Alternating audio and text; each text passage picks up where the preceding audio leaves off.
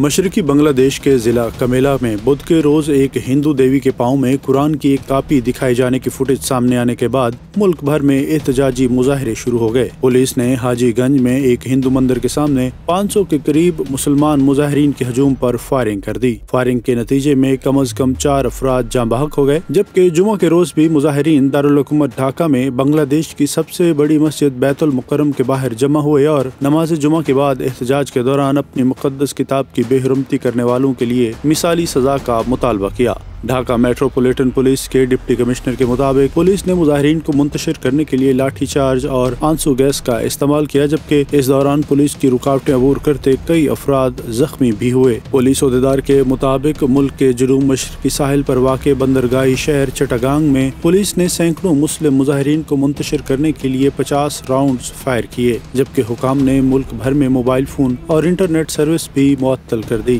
مقامی میڈیا کے مطابق حکومت نے ہندوؤں کی تقریبات کی حفاظت کے لیے ملک کے 22 اضلاع میں نیم فوجی دستے تعینات کر دیے۔ واضح ہے کہ مذہبی انتہا پسندی کسی بھی ملک کے لیے زہر قاتل ہے، لیکن بنگلہ دیشی حکومت کو چاہیے کہ کسی بھی دباؤ کے بغیر ملک میں مذہبی ہم آہنگی پیدا کرنے کے لیے واقعے کی مکمل غیر جانبدارانہ تحقیقات کرائے اور قرآن پاک کی بے حرمتی میں ملوث افراد سمیت ملک میں انتشار پیدا کرنے والوں کے خلاف کارروائی کرے۔